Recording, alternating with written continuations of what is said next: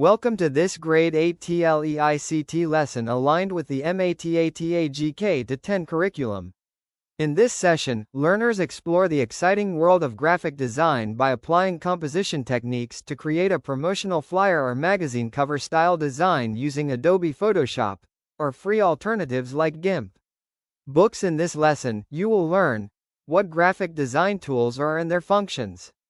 how to use Photoshop tools and layers, composition techniques for effective design, typography, color harmony, contrast, and layout, how to create a simple promotional flyer or magazine cover, responsible and ethical use of images and digital content, how to evaluate designs using a simple rubric,